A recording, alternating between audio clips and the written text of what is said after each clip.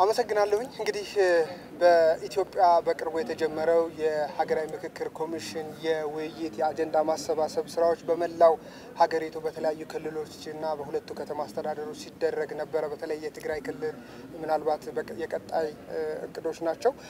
ከዛ ባለፈ እንግዲህ በተለይ በዚህ በአዲስ አበባ አሁን ሁለተኛ ቀኑን ያዘው የፌደራል አካላት የምክክር በተለይ የአጀንዳ ማሰባሰብ ሂደት እንግዲህ በታሰበለት እቅድ መሰረት እየሄደ ነው። የተለያዩ ሀሳቦች እየተነሱ ነው። በሁለቱ ቀናት ምን ውጤቶች ተገኙ? እስካሁን ባለው ሂደት የውይይት ሂደቱ ምን ይመስላል? የሚሉትና ሌሎች ጉዳዮችን ደግሞ ማብራሪያ ሊሰጡን እዚህ አጠገቤ የኢትዮጵያ ሀገራዊ ምክክር ኮሚሽን ምክትል ዋና ኮሚሽነር ወይዘሮ ሂሩት አጠገቤ ይገኛሉ። ከሳቸው ጋር ቆይታ አድርጋለሁ። አመሰግናለሁ ኮሚሽነር። እስኪ የሁለቱ ቀናት ቆይታ ምን ይመስል ነበር?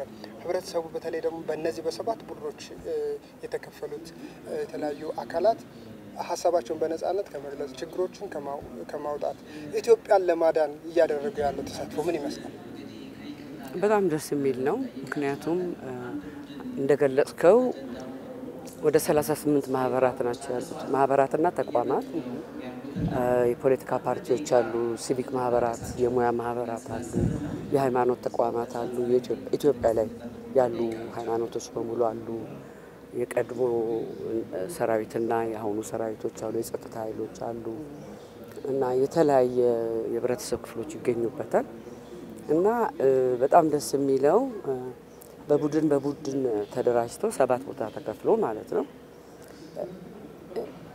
በመስማማት ማለት የሀገራችንን ችግር ሊፈቱ የሚችሉ ጉዳዮች እነዚህ ናቸው ብለው ተመካክረው ኒጎሽየት አድርገው ተጨቃጭቀው ምን ብለው በቃ እነዚህ ጉዳዮች ቢታዩልን ወይ እነዚህ ጉዳዮች ቢፈቱልን ችግሮቻችን በከፊልም ሆነ በአጠቃላይ ሊቀረፉልን ይችላሉ ብለው መስማማቱ ራሱ በችግሮቹ ላይ እነዚህ ናቸው ችግሮች የሚሏቸው ላይ መስማማቱ ራሱ አንድ እርምጃ ወደፊት ነው ለኛ።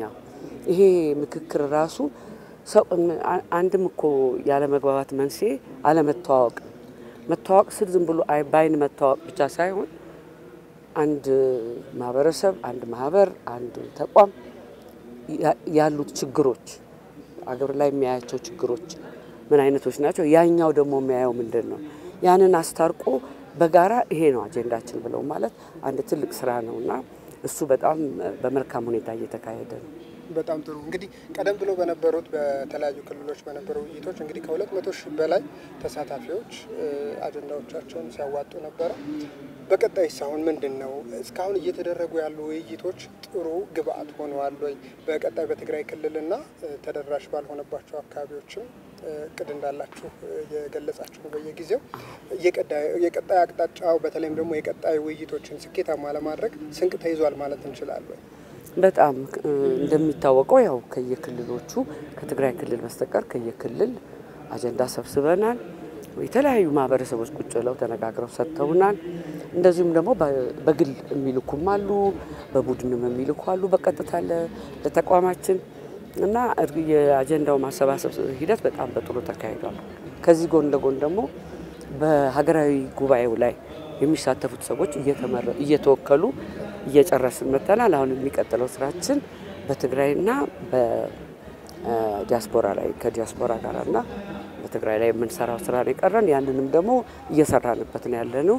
ለምሳሌ ትግራይ ክልልን በተመለከተ አንዳንድ ባለድርሻ አካላት እያነጋገርን ነው፣ እየሰበሰብን እያነጋገርን ነው። የሚቀጥለው እንግዲህ ሌላ ክልል እንደተሰራው መስራት ነው። በጣም ጥሩ። ከህዝቡስ ምን ይጠበቅ? አሁን ኢትዮጵያን ለማከም ነው ህዝቡ እየተሳተፈ ያለው፣ ሀሳብ እያዋጣ ያለው።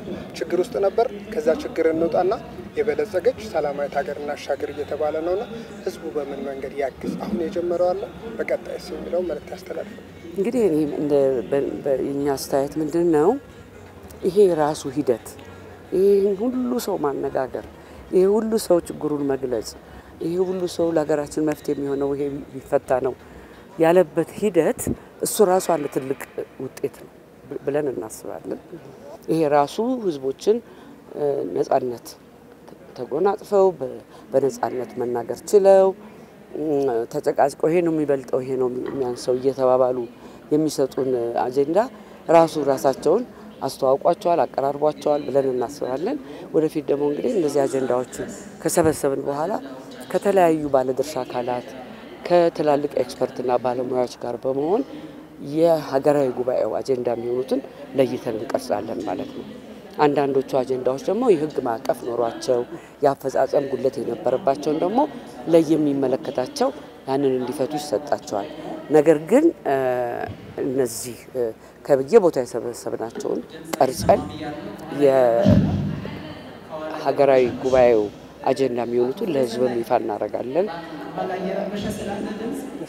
አንድ ቦታ እንደርሳለን በዚህ አይነት ማለት ነው አመሰግናለሁኝ በጣም ወይዘሮ ሂሩት ውድ ተመልካቾቻችን እንግዲህ በተለይ ምክትል ዋና ኮሚሽነር የጠቀሷቸው ጉዳዮች አሉ በቀጣይ ይሄንን ውጤት እስከመጨረሻው ጫፍ ለማድረስ ኢትዮጵያን ለማሻገር የተለያዩ ሐሳቦች እየተሰበሰቡ ነው ነገ በሚኖረው ደግሞ መርሃ ግብር የማጠቃለያ ይኖራል ማለት ነው እነዚህ አጀንዳዎች ከተሰበሰቡ በኋላ በቀጣይ ደግሞ በትግራይና በዲያስፖራው ማህበረሰብ የሚጨመሩ ይኖራሉ እነዚህ ተካተው እንግዲህ የሚፈልገው ዓላማ እንዲሳካ በመንግስትም በህብረተሰቡም በኩል የሚፈልጉ ነገሮች እንዳሉ መልእክት ማስተላለፋል አጠቃላይ ያለኝ መረጃ ይሄን ይመስላል አመሰግናለሁ